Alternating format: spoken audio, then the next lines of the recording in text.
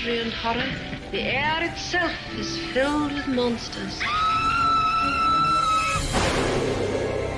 Children of the night, what music they make. He's alive! He's alive!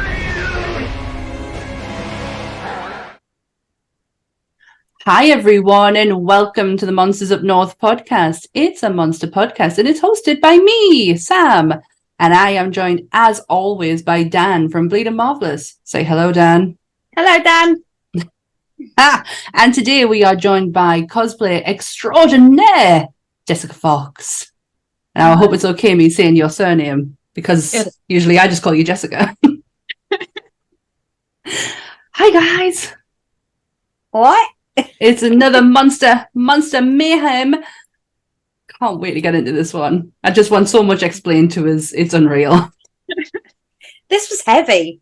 This was a fun research, Yeah. but a hard one at the same time. Yeah. Because So, there's not when we do the Universal monsters, the Mhm. films are an hour and 10 long or something, and Yeah. they are not really ram-packed with action and consequence and CGI and puppetry and all this stuff. And we're like, okay, yeah, A, B, C, D, E, F, end. And this was like, Jesus Christ, I feel like I've been through the alphabet 5 times now. I'm like, Yeah. And now I don't even know if I'm saying it right. So what's my name? So I'll do the disclaimer and then we'll get into Xenomorphs. So everything discussed in today's episode is our opinions and it's our opinions alone. If you'd like to discuss anything from today's episode, please come and join us in the Facebook group or the comment section and we can have an open discussion. What we won't have is anyone coming for us and telling us our opinions are wrong. We can all agree to disagree in fandom. So let's keep it fun, keep it kind, and keep the toxic behavior out of nerdism. Thank you. You're welcome. Well done. Thank you. So, Xenomorphs, or Xenomorphs, however way you want to pronounce it, the species that made its debut in 1979 in the film Alien, designed by H.R. Geiger. We'll go with that. Yep. Created, though, by Dan O'Brien, Ronald Shusett, Carlo Rambaldi, I'm very sorry, and Ridley Scott. There is some... Better than my pronunciation. Oh, honestly, I am terrible. I'm the worst. I shouldn't even be pronouncing names.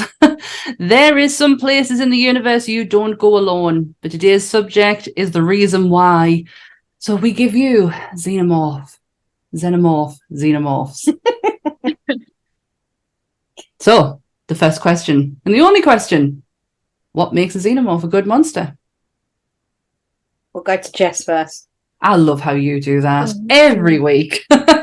So, Jess, what makes a Xenomorph? It's the only question I ask. What makes a Xenomorph a good monster? Oh, for me, it's because it's. It's what? I'll try that again. I thought so. Yeah, that's exactly what it is. Try that again.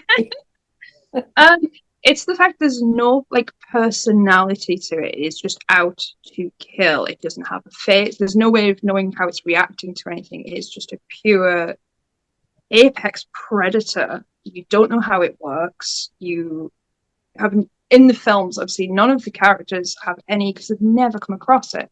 Mm-hmm. You're in full terror moment if this is a brand new creature. You don't know why it's doing it. You don't know where it's come from. What you're gonna have to deal with. One of the greatest things, obviously, I like about the film is the first time I realized the blood. You can't just shoot this thing.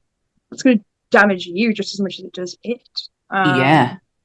Which is really terrifying. Like something you literally can't manually kill. You've got to be more intelligent than that to get rid of it. Bloody good answer. That was a bloody good answer. Can you top it, Dan? No. I mean, for me, it's the whole principle and the concept of the defense mechanisms and the exoskeleton and just the whole idea of how many moving parts there are for it to become what it is. Yeah. I mean, you've got all the different moving bits like the egg, then the face hugger, then the chest burster, then the adult, and then and then if we're going on to the other parts, there's like I think there's a total of 12 different movie versions of a Xenomorph in the Alien movies that I could find. I know someone's going to correct me, but that's just in the movies from Alien all the way through to AVP2. I think that was the last one it was in. So, but yeah, it's there's so many work. Like, if the face hugger doesn't freak you out because it goes down your throat and implants the egg, then the chest burster coming out of someone's chest doesn't freak you out. Then dying through being dripped acid upon or having your face punched out by an internal stapler. You know, what the... you know, there's so many moving parts to it. I just find it absolutely fascinating that this all come from people's minds, and it's too much for you to sort of comprehend. So that then adds to the fear factor of the whole thing, because you're like, I don't like it. I don't know it. I don't like it. That's exactly my answer. I have watched the first 3 movies yesterday, and I am no further forward with telling you where or how or what this alien does, means, where's it come from. I am so confused on the whole lore of things. Like, how the fuck did Sigourney Weaver get pregnant with one? I am still a bit miffed by it. Did I blink? Did I miss something? I don't know. But what really got me was the design, was the actual look of them, was the fear that it can give you, given how much damage this one thing can actually do with it. Like, you're right, with all these kind of like moving parts around it. So yeah, it's just a very well put together monster in so many different forms.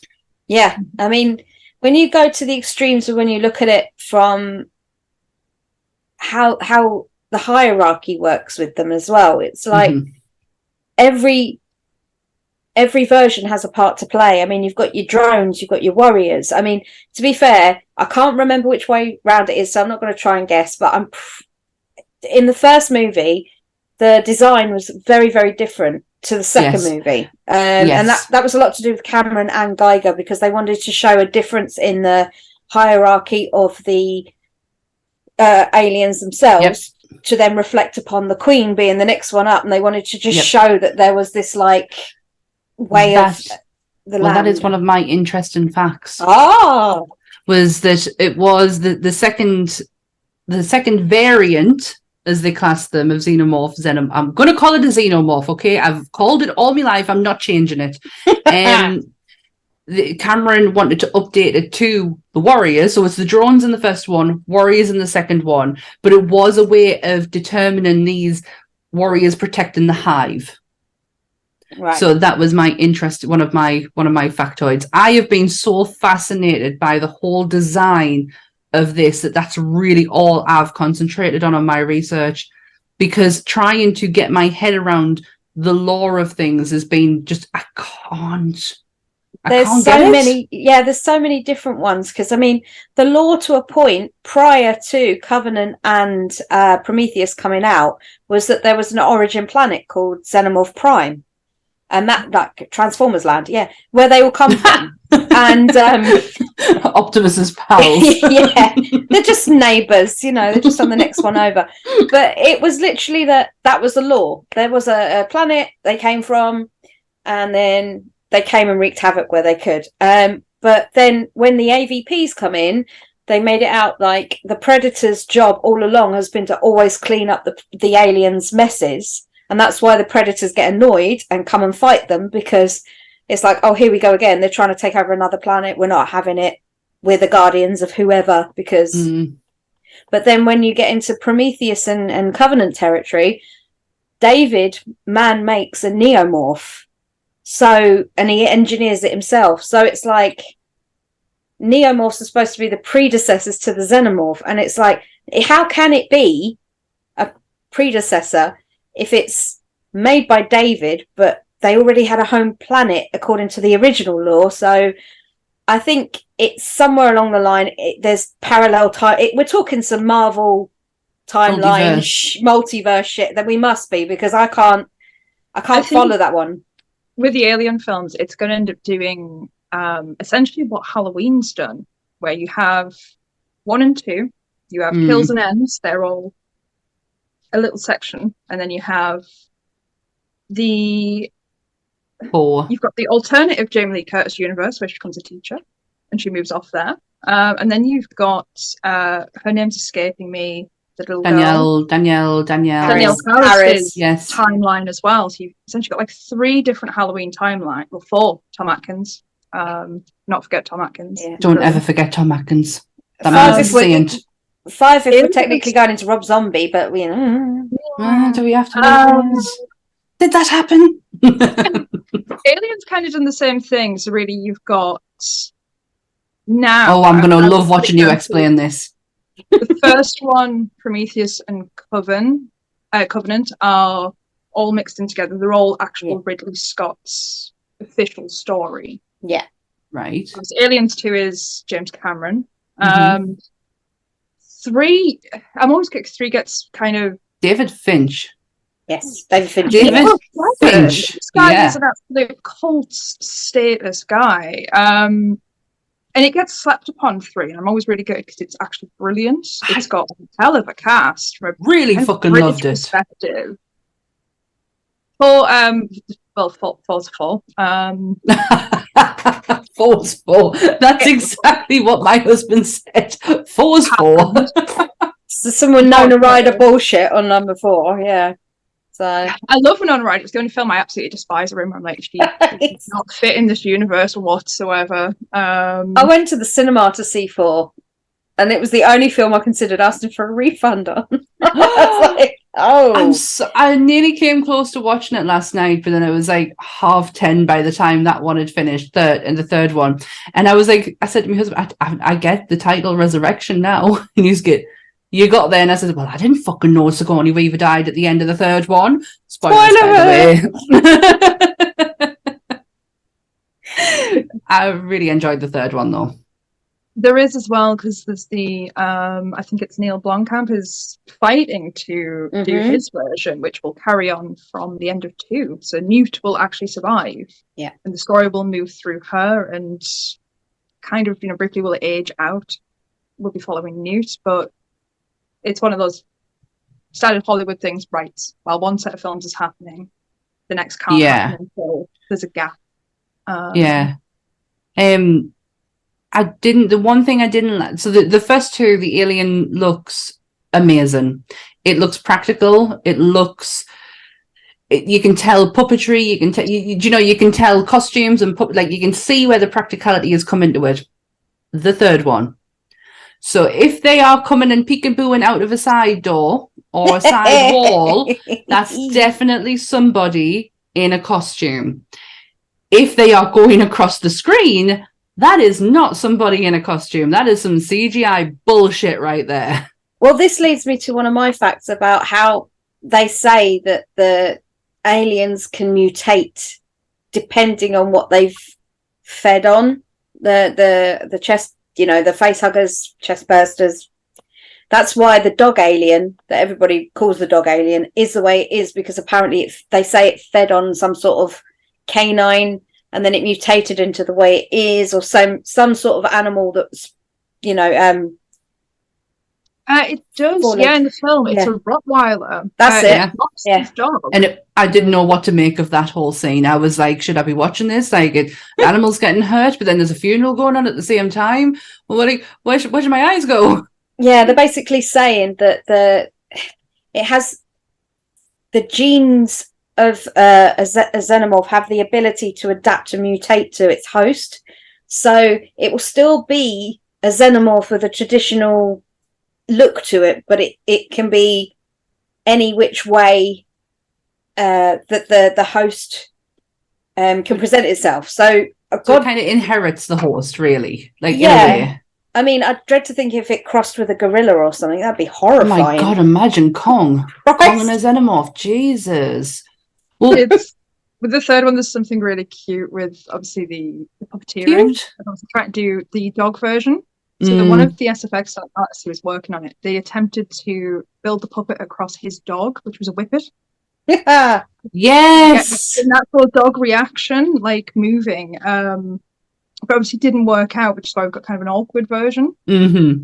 But I want to see footage of this Whippet. But I have seen the pictures of the Whippet with the costume on to the best they could do to this poor Whippet. But I have seen the picture of that. It's fucking adorable. It really is. But that comes down to another one of my factoids, is the design of the suit, obviously biochemical, incredibly, as much as possible, but yet organic in nature. And they did this with KY jelly and condoms. Yes. Yes. Wow. And I even wrote down shiny look and drool. Just to make sure I was clear which one was which. Yeah, that's practical to an extreme. It worked. I would never have said. They use the condoms to tie into the jaw so that when it opens, that all the sinewy muscle is supposed. It's blah. Yeah, that. I tried my damnedest throughout the first one to really pay close attention to the alien. I wanted to see if did it crawl, did it stand. I just wanted to know more about, and hell could I make out. And Ant's going, well, that's the point. You're not really meant to make out what it is you're looking at. You're meant to kind of piece it together yourself. And I'm like, well, this doesn't help my research in the slightest. I need to see this thing. Do you know why, though?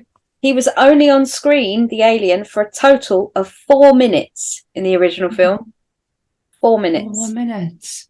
And that's why it's more about, when you watch Ridley Scott versus Cameron's about the big, he's like the Michael Bay of sci-fi, isn't he? He's like big bangs and big impressive things, and Ridley Scott's like suspense and is it round the corner, and and it worked for Ridley Scott's. It worked, that level of anticipation or suspense, but yeah, 4 minutes, a total of 4 minutes. And when I read that fact, I was like, that can't be right. And I was like researching it more and more to try and back it up, and they were like, yeah, no, everywhere says total of 4 minutes. I'll try. Oh, sorry, Jess. When I was reading the first one, it's interesting because it's kind of altering. There's many altering views on how it was meant to come across, like what the base point of it was. And it's interesting because it's things, there's a mix between two ideas of a insect-like apex predator. Yeah. There is supposed to be, near the end, the ending was changed multiple times because they were never quite happy with how it's going to end. One of the choices is that it actually just curls up and that's it. It has almost like a mayfly, a very short lifespan from egg to through. It only has a very short space. Mm-hmm. That was kind of thrown out a little bit. You can see that James Cameron kept the insect idea because they are kind of bees. There's a hive, you look after the queen, you go out and do what you do. The other side of it is questionable. It was more of a, and I'm going to be very careful about how I word this because this can cause trigger words that I don't want to put in. More of a, it was out to reproduce. It was out to do, not with eggs. And that was a concept in it, that it was going to try and reproduce physically with Ripley. Ew. Ew. There is a slight thing in there with one of the characters, and it's very, very subtle, and it's also kind of a problem with editing. The character of Lambert, which is the other female character in the team. Is this on the first one? When she dies, she's not actually wearing anything on her bottom half. It's bare legs that you see hanging. And that was put in purposely because that was the aspect they were going for, that it had tried with Lambert. Oh, right. Do it. So it was hunting down Ripley. You can see they've kept the concept in a sense that it's always looking to reproduce in a way. The reproduction system is not refined enough. It needs more. But it's a strange thing that was kind of the concept. It's this thing wasn't just out to kill. It was out to that's the whole idea of them, isn't it? Especially when you look at 2, that's all that is happening, is this massive hive is being built. This queen is just spitting those eggs out, and I have some annoying moments when it comes to this franchise. Prometheus being my main one. Them running through that circular thing, and not one of them decides to just step aside. Yeah, just step aside, and that thing will just keep going where it's going. It ain't going to chase you. It's not going to fall on you or anything. It's just step aside. It really annoyed us. The second one is Aliens when she's leaving the Queen, and the Queen, because she's not going to hurt the eggs, allows her to leave, and then she blasts them anyway. But in 2 minutes' time, that whole place is going to go up in smoke anyway. She put herself in a situation she did not need to be in, because if she just got her and Newt out onto the ship where Bishop was, that place was going up anyway. And do you know what? The Queen was going with it too. Oh, she made some really bad decisions on that film. She really did. She was not thinking with her head. Have you heard the thing from James Cameron about how he got Sigourney Weaver back? I've seen a couple of different stories, so I'm not. I haven't really settled on one. He did the GQ where they bring a director in and go, like, we're going to work through your work now, everything you did. And he's talking about Alien 2, and it's really, really funny because he mentions, like, she didn't want in on it. She was done after the first one. Her agent was like, no, we're not coming back for, like, this just isn't our type of film. The studio were kind of like, you can't do it without her. He's like, I can. He wrote a story completely without a needed, just the Marines. But he did it. He basically tricked her into the movie because he called a friend who had the same agent and went, yeah, we've got a main actress. Yeah, I've got someone signed on. We don't need Sigourney. It's like within 24 hours, her agent was on the phone going like, excuse you, she wants in on this film. It's so cheeky of a way to get something to a movie. Because I know that with the third one, I heard that she, after the 2, she was like, I'm done. I don't want to do anymore. This is it. I've got 2 young kids, or she had a young kid at the time, and she was like, I'm done. And they said, okay, would you come back for $11 million, which was more than the original budget for number 1? Mm-hmm. And she was like, yeah, if you deliver it to my house. So they turned up and gave her the check then and there to do it. And she was like, fuck, I've got to do it now. And then she joked, she made a joke. She said, oh, if you give me more money, I'll shave my head.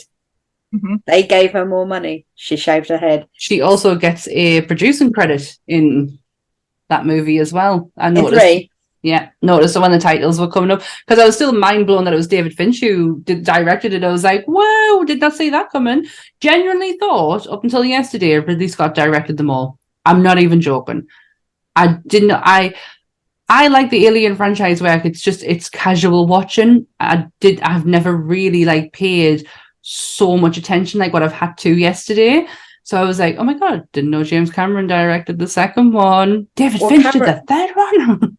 Cameron was hated, absolutely hated, because what happened was they filmed it at Pinewood Studios in London, the second one, and all of the cast and, well, the majority of the cast and crew had worked on Alien, and they always this is Ridley's baby, who are you, this brash American fella coming in and putting your Hollywood all over this, what are you doing? Taking jobs from the Geordies. And he was like, no, trust me, guys, it's going to be great. Yeah, jazz hands, Hollywood smile. I'm James Cameron, guys. Yeah, and they hated him so much. Even he tried to do a screening of the Terminator to try and show them, look at what I can do. Yeah, basically it was like a look at what I've done. Please love me, and no one came. Because they were so determined. They were like, no, screw you. We're not interested in you. This is Ridley's baby and you've stolen it, But the reason why it's a Cameron movie, apart from the bigness of it, is the whole James Remar thing, which I don't know if you know about. James Remar, who was in The Warriors and also was Dexter's dad in Dexter. Yes. He got fired. He was actually Hicks. He played Hicks. Sense. He filmed about just under half of the movie until he got asked to leave because he was on the Disco Biscuits a bit too much and wouldn't turn up on set. It was really just like this really horrible atmosphere. So Michael, now forgive me, I don't know whether it's Bane. Yeah, I say Bane, but some people say Bean.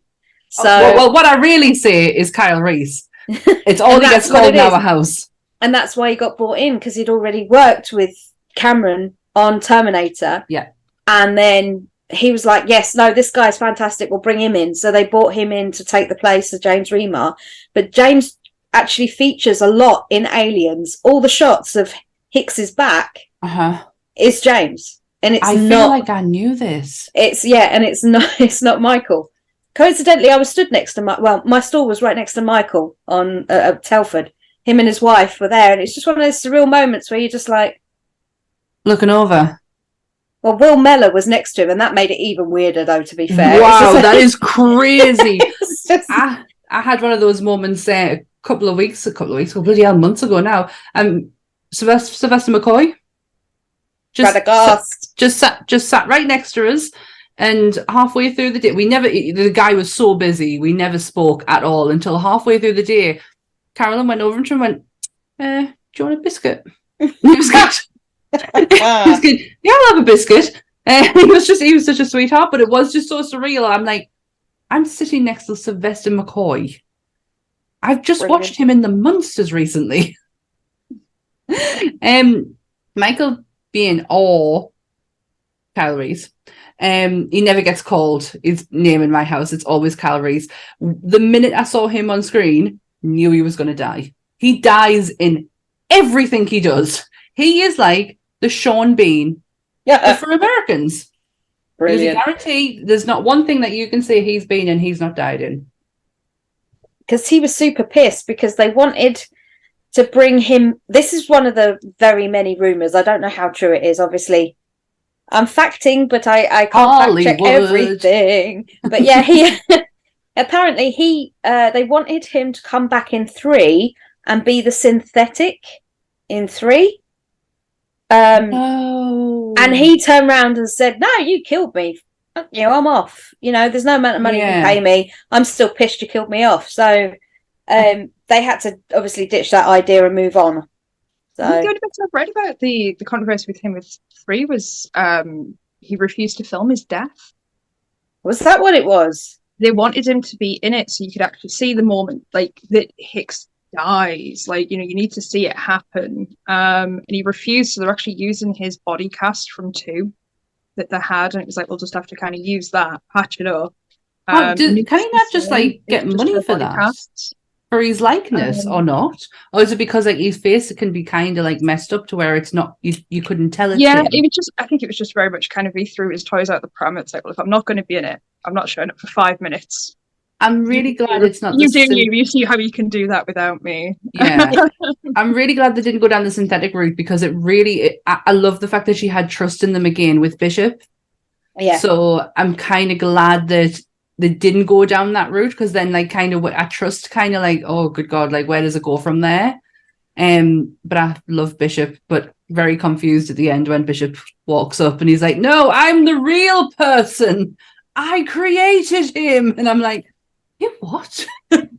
You've the whole Wayland thing. Yeah, you've just taken everything that was so special about that character and fucked it up in 2 minutes. Don't like that.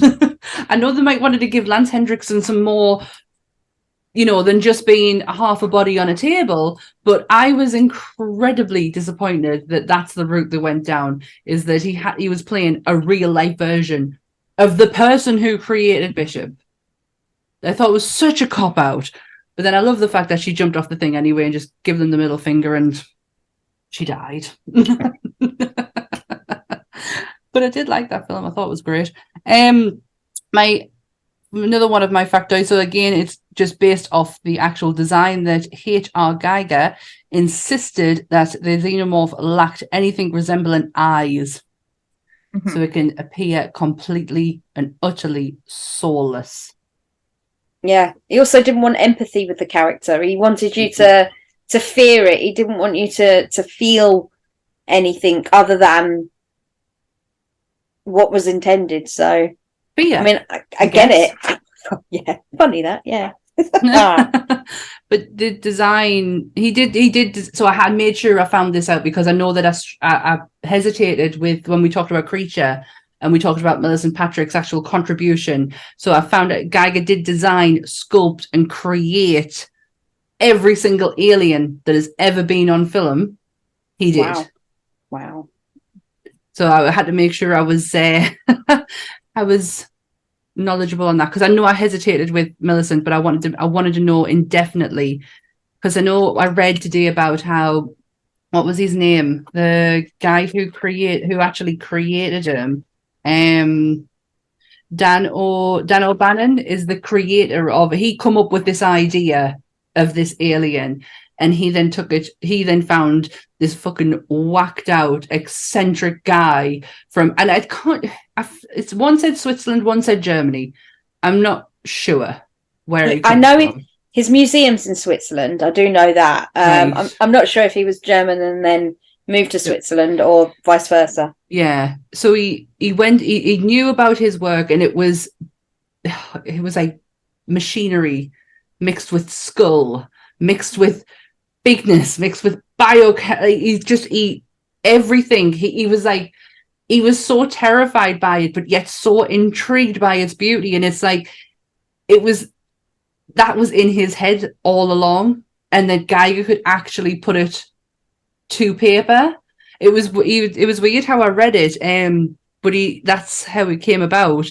But he wanted not full control. He was happy to work with people, but he really had such a passion when creating these aliens. Did you know, though, that Geiger didn't receive any credit for the design on number 3? Usually in the credits. Shit, did he not? No, so he wrote a strongly worded letter to Fox telling them that he's done, they can't use them anymore, Nice one. And they said, we're terribly sorry, it was an oversight. And he ended up in the VHS home release, being in the credits, because I had to redo the credits just to put him in it for the home release, to try and say, okay, yeah, we can make 4. It's okay, we can use the the likeness for the next one now. Yeah, because they made such a big. Well, I think that's because he's done all the sculpture and design. Like that's pretty much his baby. Regardless that the idea come from somebody else, that's still his. So yeah, I can imagine him holding on very tight to that. I'm sure I saw his name in the 3rd one, but that was played on Disney Plus. Yeah, so that's. I imagine it's there now. Yeah, but there's something that. The Geiger heads, I don't know what they're really called, what their nicknames are, but the guys that are absolutely like into Geiger, they there's like these things where they say it's like very sexual, all the artwork, it's very sexual in its nature. Yeah. And like how you don't like, you can look perfectly at one of the pictures and on first glance there's nothing really sexual about it, but it's something to do with like the phallic nature of all very phallic. The tentacles, and we're going into the hentai realm here, but you know what I mean. It's like there's all that sort of they chose him because they wanted to make it feminine yet still very scary, and Geiger had a way of making these things beautiful whilst being really ugly at the same time. Utterly terrifying. I think the guy is, his class really is he is the godfather of what he classes biomech. Yeah, that's the word I've been looking for. And I absolutely adore Geiger's stuff. Between him and Clive Barker, it kind of explains me ever so slightly. When I have a shiny or but chrome. Films you shouldn't be watching when you're a young child because it corrupts you as an adult. We're well adjusted. Oh, shapes us. It depends how you look at it. It can either shape us or really create something else. But no, it's when you look at some of the artworks he did, even things that aren't necessarily the stuff that made it into Alien, you can see where the concept was coming in. There is a brilliant one, and it is it's kind of like a cybernetic woman. It's all the tentacles as the hair and everything. I feel like I can see this in my third eye. But there is there's a moving, like, kind of a digital creation of it where there is something very, very phallic that is constantly kind of moving and going down the throat and coming back.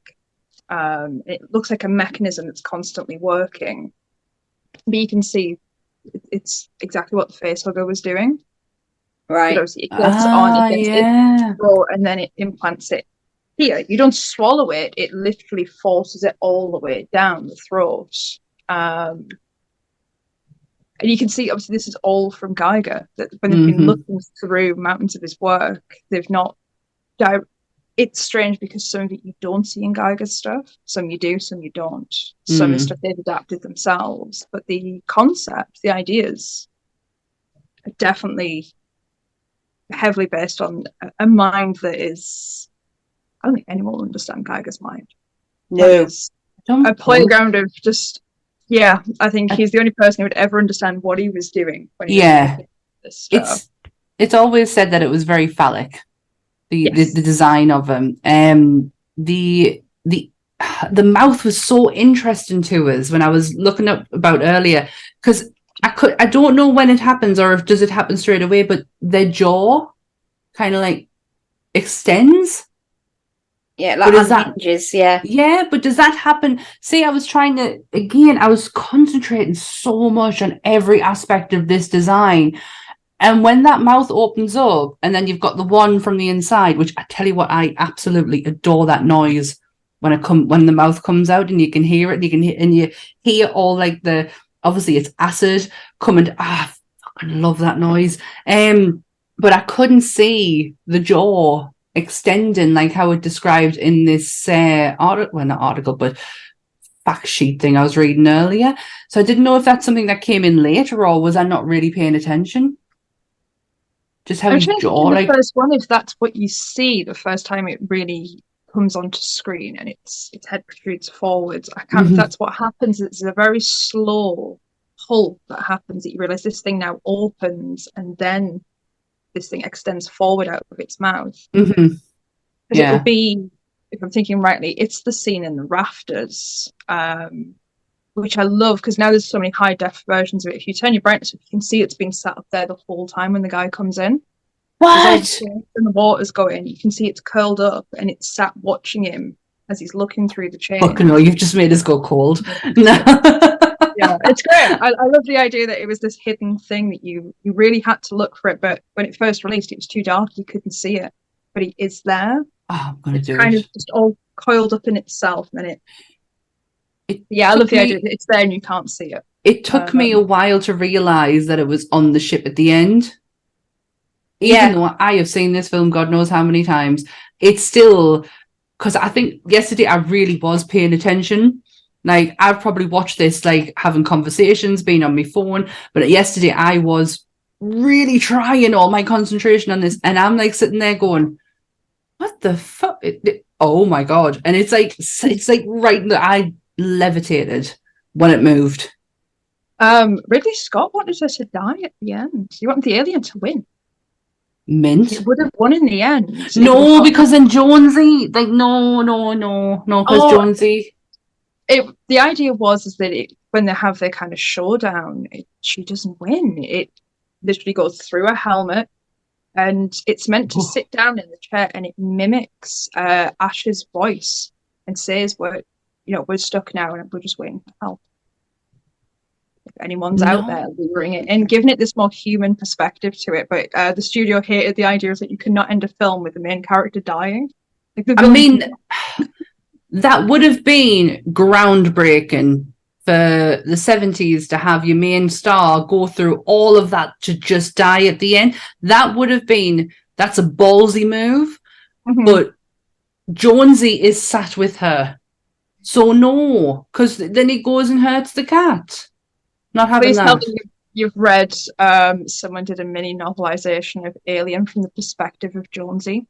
No, I have not. And it is hilarious. It's the whole film just from the cat's perspective. Like, he lists the people in the crew are human tin openers, and Xenomorph is just it's a big hairless kitty. Brilliant. Wow. I'm still convinced that Jonesy is a flirkin. somebody said that my phone must have known what I was watching yesterday, because nothing but Alien and Xenomorph fan pages came coming up as suggestions. And there's one with the alien hugging Jonesy, and I put it on my. I thought I've shared it to the group, but I didn't. I put it on mine, and Beth commented and went, "Oh my god, is that Goose the cat? Has that been Goose the cat the whole time?" And I was like, he is it? Jonesy's a flirkin, I swear. But then there's another tie to Marvel, isn't there? You know when Bruce, I want to say it's in the Avengers, not Age of Ultron. I want to say it's Avengers, where Bruce, as the Hulk, falls through the ceiling and ends up naked, and the little security guard pokes his head up and goes, "You fell through the ceiling there, my friend." That's Harry Brett. Stanton. Yeah, it's Harry Dean Stanton. So to tie it in, I mean, I like the idea of Jonesy being a flirkin. I don't know why. It just makes me think, well, he has tentacles on the inside, and Alien is canon in Marvel because Tom Holland directly references, like, did you see that old movie? yeah, that old movie where they shot and they did the actual Alien release thing that she does in. Let's count how many times did she do that? 3 times. Second one, she drops one. Second one, she opens a shaft and it drops out. First one, she opens a shaft and it drops out. Right. Third one, she didn't actually do it on that one. So she did it twice. She did the same thing twice. I mean, didn't learn the first time. She knew how to get rid of them. Just open the door. And they'll have this giant queen just swimming around in space. Where's it going to land? Who the fuck knows? I'm still upset with Marvel that they changed the cat altogether, because that cat is not called Goose. That cat is called Chewie. And they completely changed to that cat from the comics to the movies. I was fucking furious. In the comics, Carol is a huge Star Wars fan, and her cat is called Chewie. But I totally get in the Marvel Cinematic Universe, with Carol being a pilot, even that's what she is anyway, they changed it to Goose because obviously, what should you call it? But yeah, I was very bitter about that change. Anyways, aliens. Obviously, now we've got Prometheus and Covenant. I'm not a huge fan of Prometheus. Do you know, I don't mind it in a sense of the actual aesthetic of it, like the look. I struggle. Idris Elba trying to do an American accent, bad prosthetics, really unlikable characters. Just didn't get me on that one. Covenant, I really like, because it feels like an Alien movie again. The only team. See, the only thing about that I couldn't stand was, if you're going to do an Alien movie and you're going to get a female protagonist to come in, she's got big shoes to fill for sure, because Sigourney, but why make her cry all the time? All she did was wail and cry, and it was just like, this kind of feels like it's undermining it to a degree for me. Massively, because I was always brought up, Sigourney, you know, Ellen Ripley was this action hard woman. She could survive anything. She never cried. She lost her temper. She could keep up with the men. You know, she was this figure to be reckoned with. And then when they did Covenant, whilst the story fits great and the visuals are amazing, I just hated the fact that they made the is it Daniels? Her name? I want to say Daniels. I've only ever seen it once now. We'll never get that time back. And she just cries the whole time, and it's just like... Yeah. And said it perfectly yesterday about Ellen Ripley. He just went, now that is the perfect feminine icon. He went, she's not scared to get dirty. She's not scared to ask for help when it comes with the gun.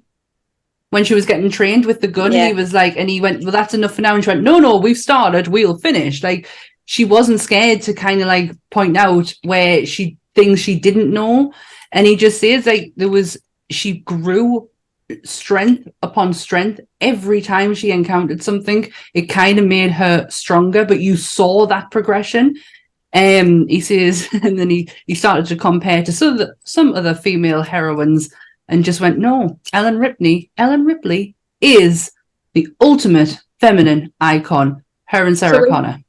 Ripley, it's great because yes, it is. It's completely exactly how to write a female character like that. As much as she is masculinized in a certain way, she's still it's still a woman. You still have the reference that she has a daughter at home that she's just wanting to get back to. You get to the second one, it absolutely crushes her. So she essentially pseudo adopts Newt.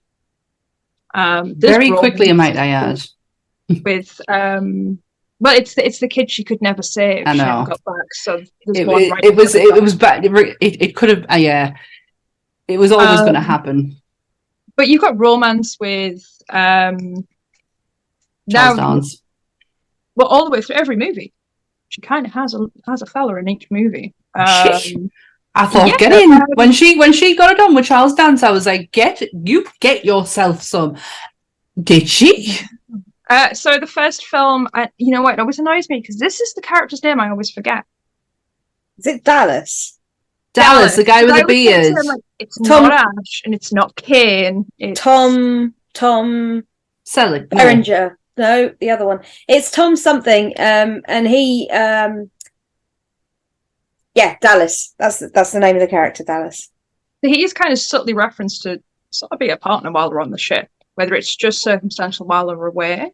But I thought she hated everyone. You can tell there's something going on between the two of them. And it's nice keeping all that in. It's often now, if it's hyper masculine, well, now they're too tough for a man. They wouldn't want children, a man, none of this. And you're like, well, no, sometimes like you can still be tough and want to get be feminine.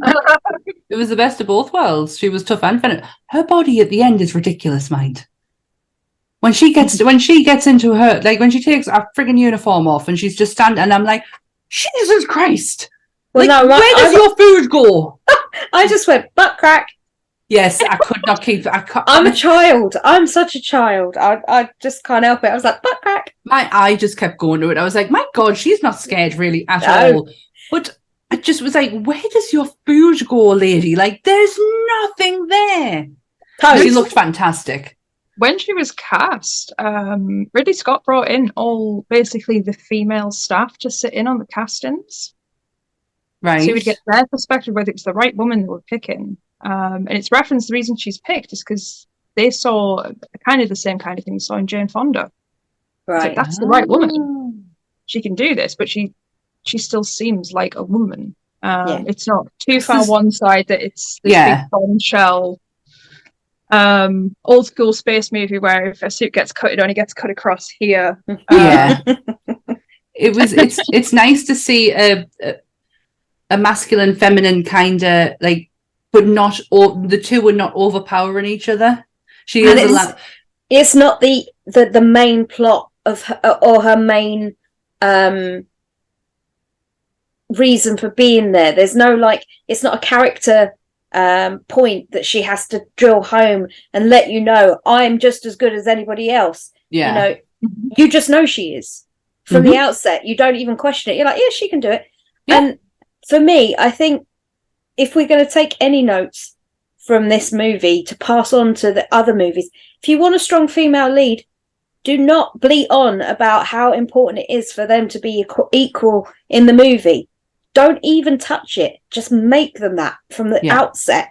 And it would be a much more successful character if they took just that little bit of Ellen Ripley. I don't really know what to call it, but but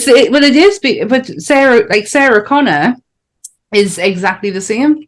Sarah Connor she isn't because she starts off as this very incredibly I would never call her weak, but very naive, vulnerable, very teary, terrified of her own shadow kind of person, to then realize what's coming. What do I do? How do I do this? Let's get this done. And she becomes fucking Sarah Connor. And her and Ripley are just up there in just female. Oh, love it. Love it. But I tell you what I did really love, and I nearly cried when I saw it, was the scene in the third one when the alien's right up to her face. Probably the most iconic image of Ripley and the alien together, I've got to say. And I saw it and I went, hey, well. They nearly cut that. They nearly cut that scene. What? Mm-hmm. Yeah, they didn't. No, the studio were like, no, it's too aggressive. It's too something. They just didn't like how it looked, so they were like, "Oh, we're going to remove it." And then I think they did it was either a test, where they get the people in to watch a test footage, to get the reactions, and it went down really well. And then what the studio did was say, okay, we'll leave it in, but we want to make it very clear we don't think it works. And then it became one of the most iconic images from the Alien franchise, full stop. So if you think about any image of Ripley, apart from when she's in the, I can't think of what it's called, but that is the most famous image of Ripley and that fucking alien. Is that right there? And I lost my mind. It didn't even cross my mind that she has a shaved head in that one. And she shaved her head at the beginning. What was that? Oh. No, I thought I had a fact about that, and I don't.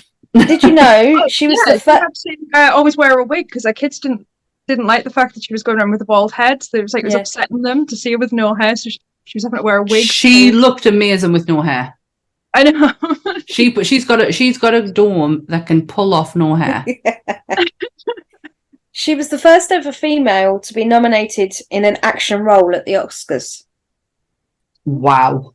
So when Jennifer Hunger Games decides to say she's the first ever female action lead, I think she might need to rewind on that one because history says otherwise. Yeah. But yeah, I remember that, and I think a lot of people also reminded her as well. It was an interview she did, wasn't she? And she was like, "Well, Katniss is like one of the first famous heroines in action, and I really, really carried the torch for people." And it's like, bitch, you had Sarah Connor, Ellen Ripley, fucking Princess Leia before you came along.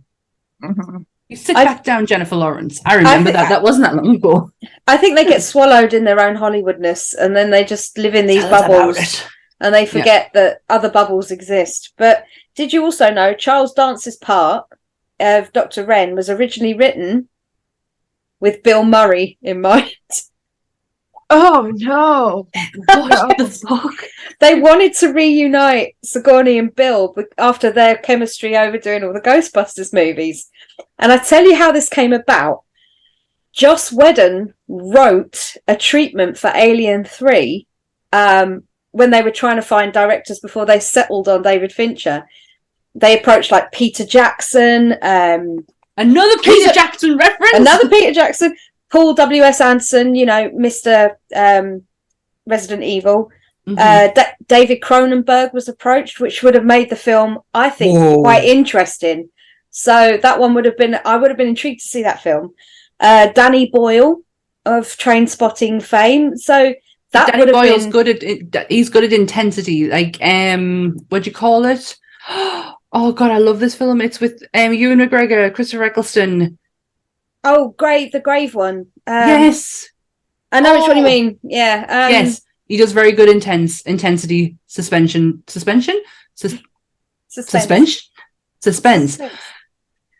But yeah, also the other one, it was just Whedon's treatment that had Bill Murray be in it. And they turned around the studio, and he was the only one they let write a treatment for this film.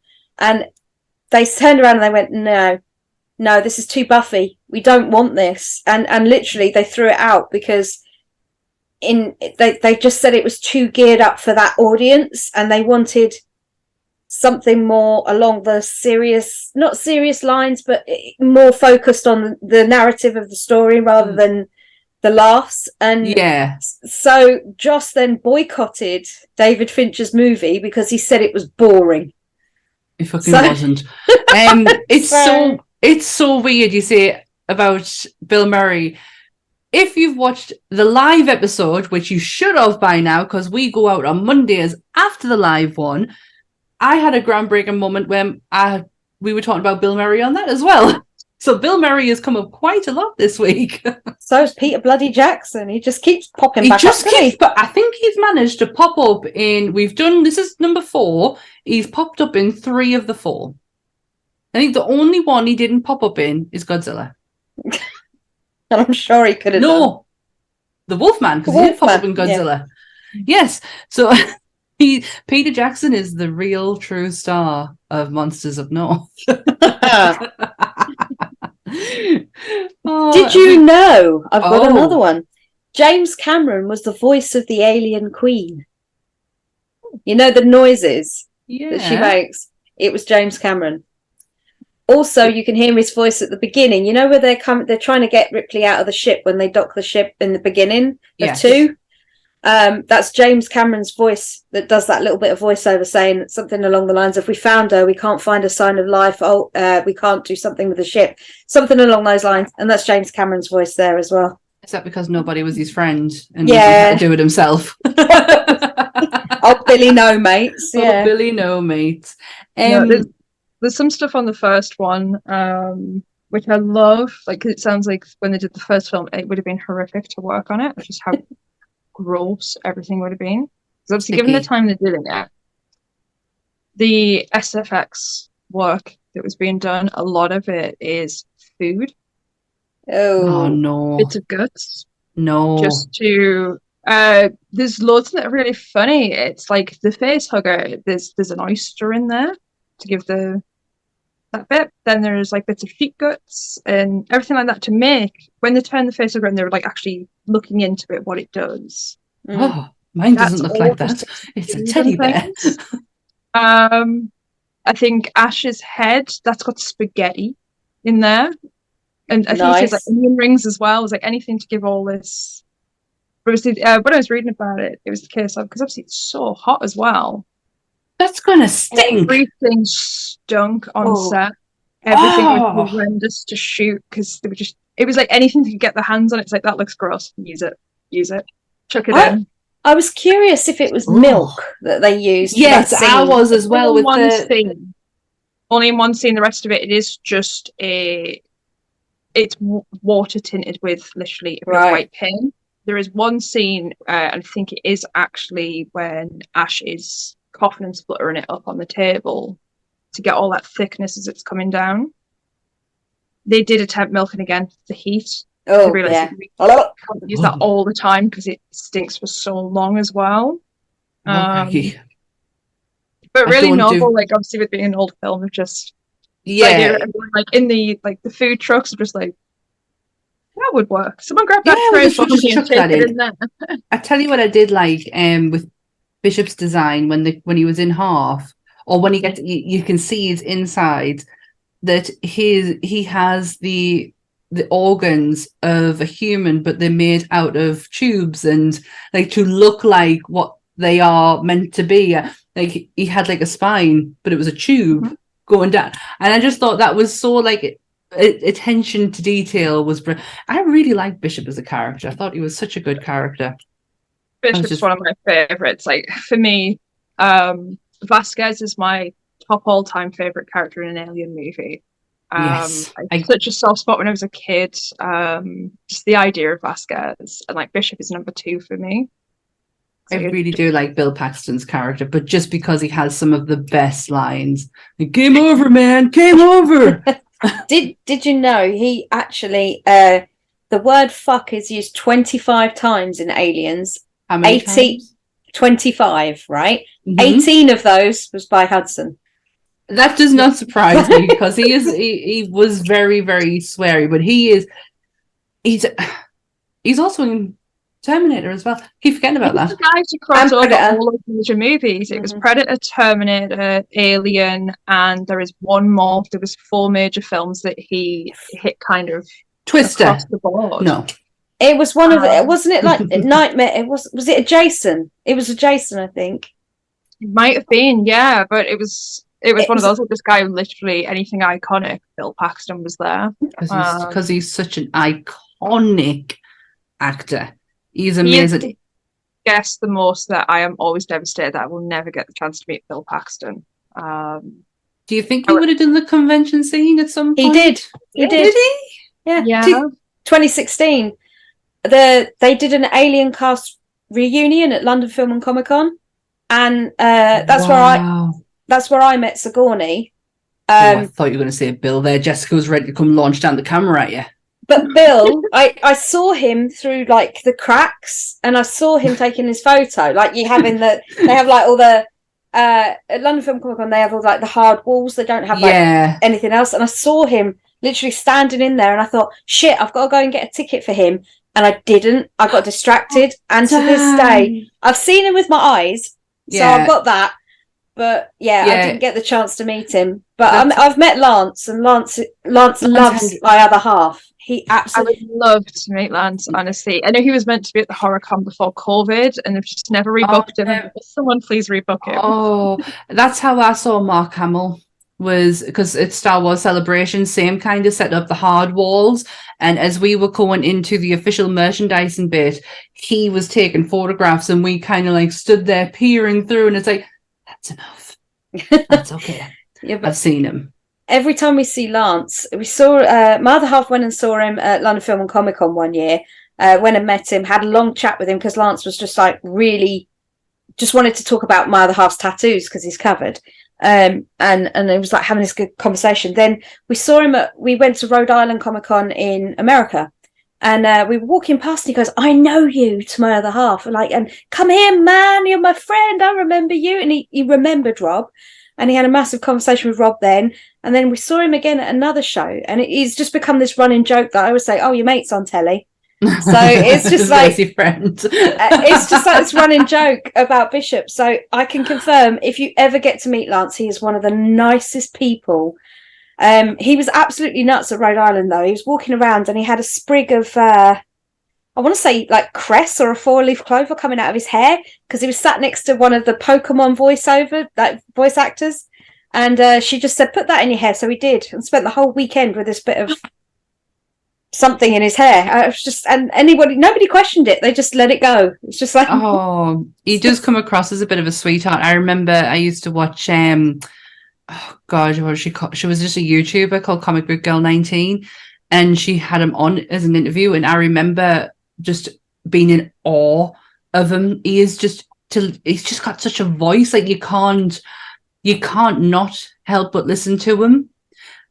But I was sorry. No, I was just going to say, that's why I think they did him dirty in Scream 3. I hated that storyline with Lance, where they made him the one that put Sydney's mum on the casting couch, and he had these casting couch parties, and he was the one that assaulted her, and then she got pregnant. All that shit. I'm like, no one should do Lance that dirty. No, I don't like it. How long it's been since I've watched Scream 3. Same here. I totally forgot about it, and then I was like, oh yeah, that's the road that went down with that one. Yep. Because it's Carrie Fisher. Is it Carrie Fisher? It is. Yeah, she's Carrie Fisher who's in the it's like room. Archive room. Yeah. Fuck, that's just brought back some memories. I haven't watched Scream 3 for years. Because she says to her, doesn't she, when she goes down there, Gail Weathers, she looks at her and she goes, eat, and she goes, don't ask. Everybody says we look alike. It's like, I see what you're doing there. Yeah. Wow. Okay, that just took me right back. I have not watched that for years. Yeah, it's the worst one. Have we got it is. Have we got any more factoids? Because I did have stuff noted down. I think you know what? Because I literally just noted like talking points. I was like, right, there'll be stuff I'll spiel off about this. Oh yes, so the guy who actually played the Xenomorph in the first film. And how do you pronounce his name, Jessica? I do not know. There was a gentleman who played. We'll go with my one, Balaji Padeo. There we go. I would rather that than me butcher it. Yeah. I've butchered it. You're welcome. But yeah, he was, I really like it because it's a bit of the Boris Karloff thing. They didn't know what they wanted to do with it. Mm-hmm. he was a graphic designer, and he just happened to be the right body shape that they needed. I think it's like he's 6'10". He's extremely skinny. Foot. 7 foot, really elongated. 7 foot. He's like, oh, this is the guy. We'll get him in the suit. And yeah, it's kind of sad because it's the only one he ever did. It's the only one he ever did. He went. He died, Jessica. He went back to Nigeria in 1983 and went back to being an artist. And then in 1993, he died of sickle cell. Mm-hmm. Yeah. Oh. Yeah. Oh, that's sorry, really Jessica. That was one of my facts. And it does say, sadly died in 1992. Oh. Shouldn't laugh. It's not funny. But yeah, but the reason I had him as a fact was because he was an uncredited actor. Mm-hmm. At least I think he was. It just said unsung actor. So I was kind of thinking, does that mean he wasn't credited in the first one? I think he just wasn't really acknowledged. Right. Whereas some of the ones where it's like we acknowledge the people under the suits, like we know if it's Doug Jones, this one's escaped me, Javier, who's done a lot of the stuff for Conjuring and things like that. We know who the people are. This was a guy who was never really regarded. It was just which is Xenomorph, but not the person. Yeah, which blows my mind because in our first episode of Creature, we mentioned the 2 actors who were in the suit, but that is kind of like a very proud part of Creature is these are the actors that were in that suit. Why they wouldn't do this on here when this guy is walking around in a black rubber suit? I mean, later on, Ian White played one of the Xenomorphs, and Ian White has also played, I think it was 1-1 in Game of Thrones. Oh my good God, I actually walked... as well as the mountain as well. He is one of the mountains. He's not. No, that's not him. I've met him, kind of. Oh gosh, no, not the mountain near the end. It's something No. It's definitely 1-1. He was at Nerdfest. He was sat at a table right next to us, and I should have gone over and talked to him, but me being the big chicken shit that I am, didn't. But he walked past me, and I nearly had heart failure. Ian White, he's about 7'2". He's a giant. We when we did Showmasters at Newcastle, going back the last time they were there, which was about 5 years ago, he was signing there, and my other half got him to sign one of his aliens.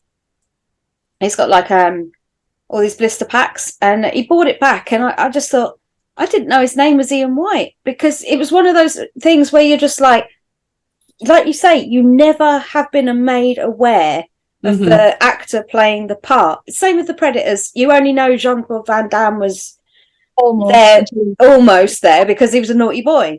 But other than that, we've got a Predator episode coming up. Let's keep that one for that one because I was just about to ask questions. But yeah, I mean, from the point of view of that, it's like I had no idea. So had he have not told me that's who he was, I wouldn't have known. And it's sad.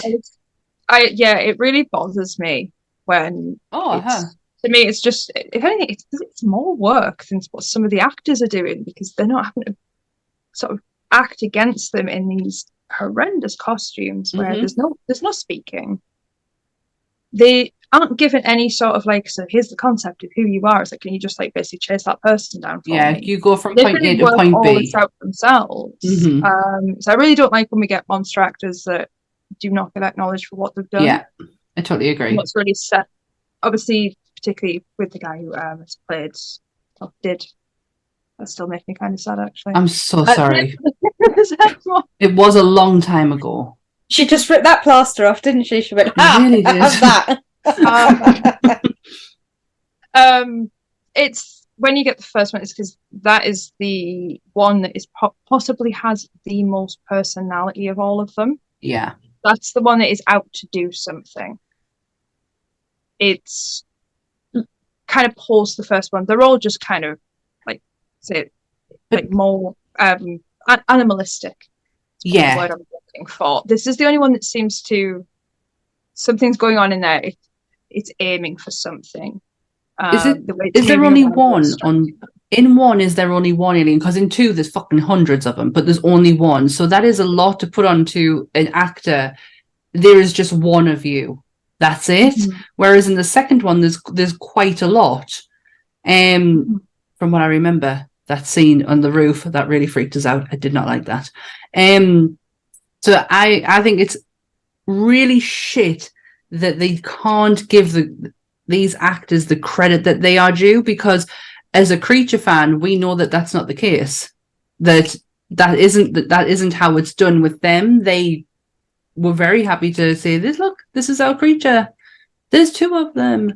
Well, that is shit. But yeah, sorry to ruin that. He's dead. It was 92. It's a year after I was born. Shut up, Jessica. Sorry.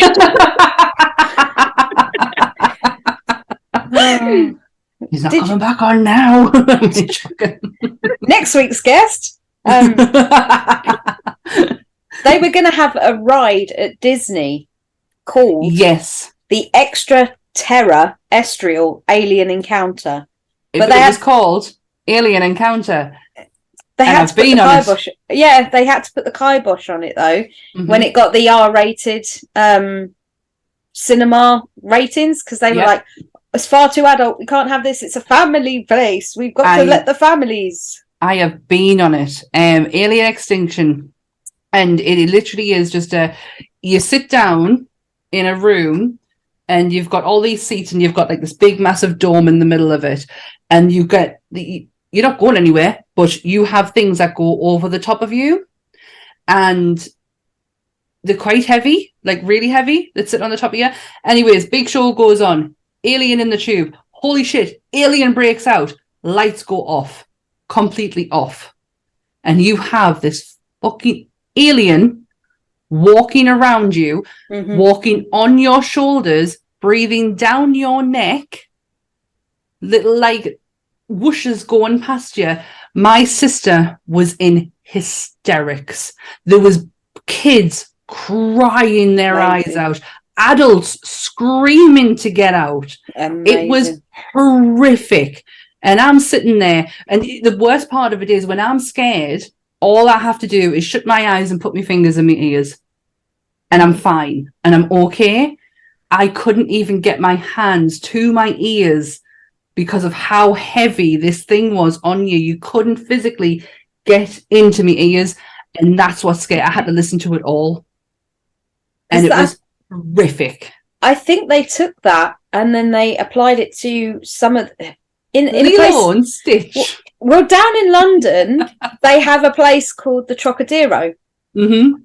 It's shit now, but when I was younger, it was like a big, I want to say arcade, but it was more than that. It was like every arcade game you could possibly imagine. It had one of those towers where it takes you up and drops you in, and it was all inside.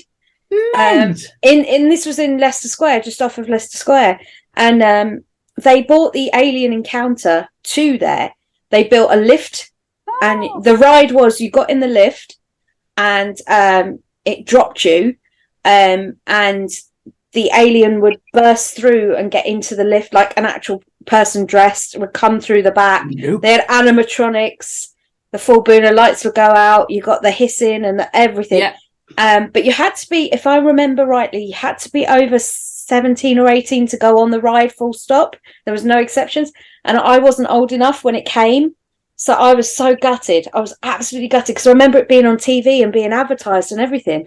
And I was like, I want to go on that so bad. But when I was, I think, like I said, I think I was only about 15, 16 when it came out, or they did it. And I was so gutted because I still looked about 10. I was one of these kids that couldn't pass for an older person, given love nor money.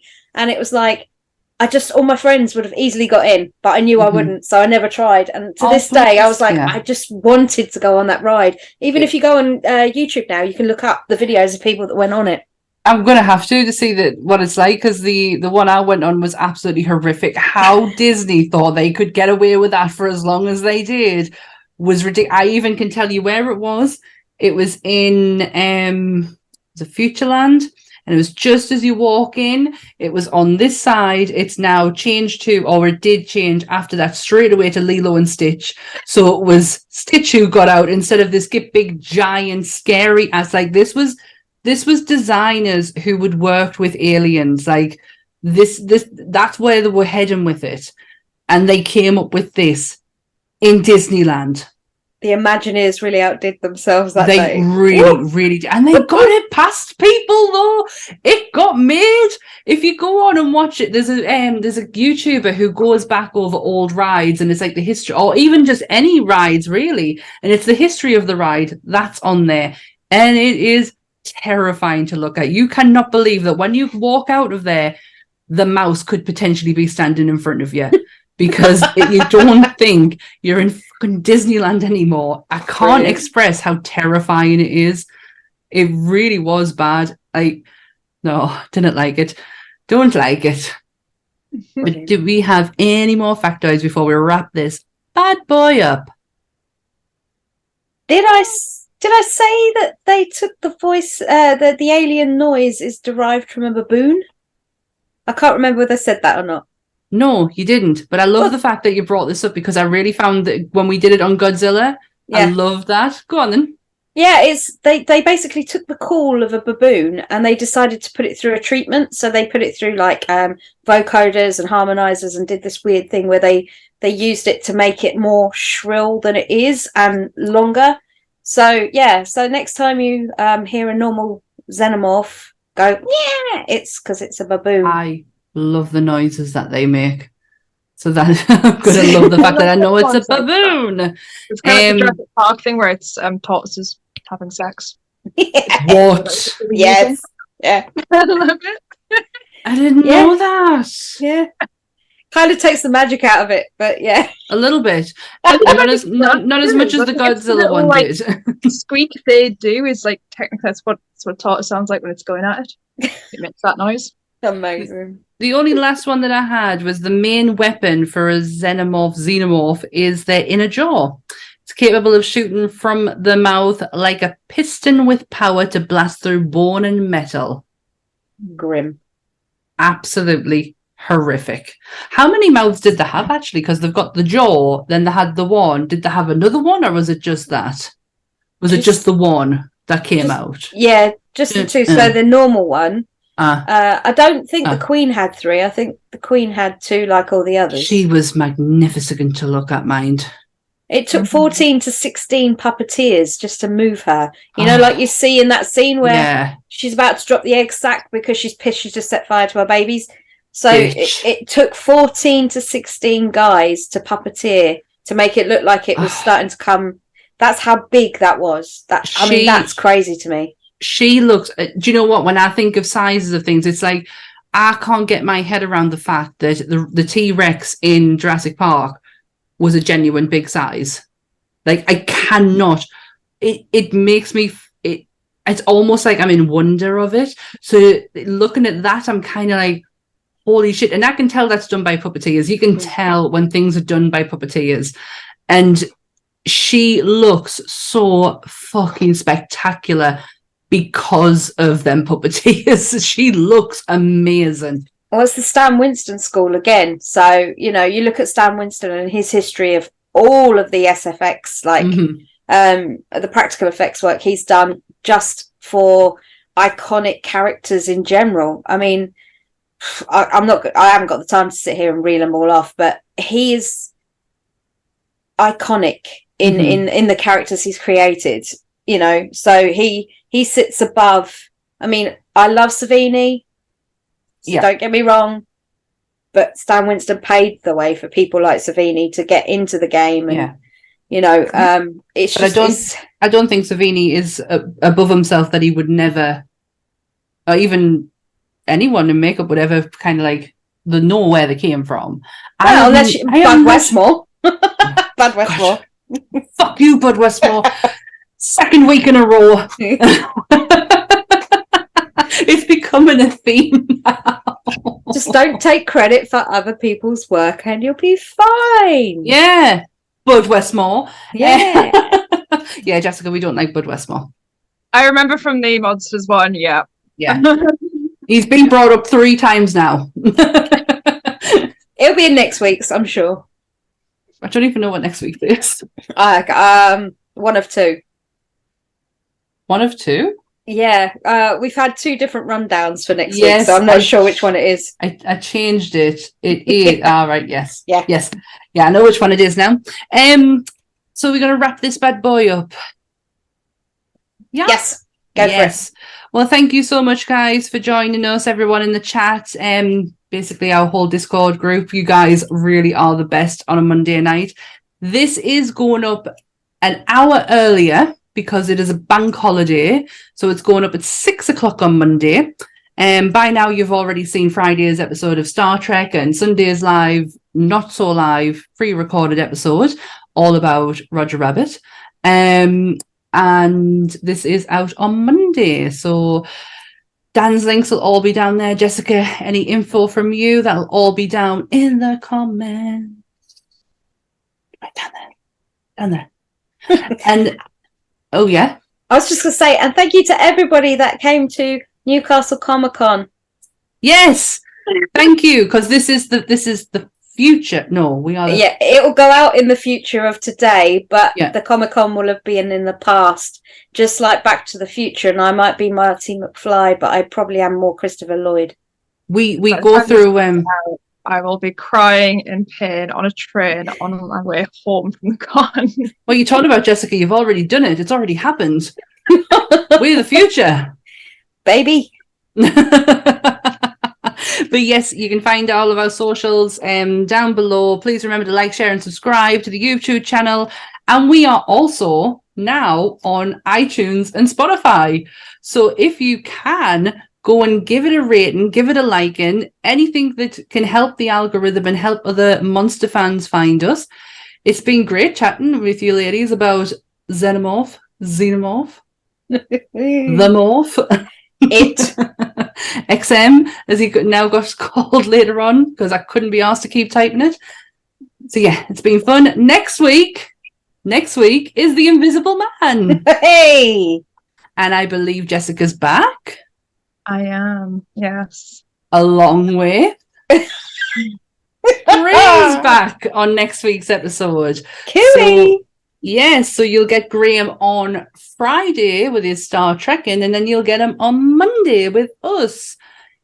How much fun. All the Graham. It's going to be great. So again, thank you everyone for watching, and stay nerdy, everyone. Bye.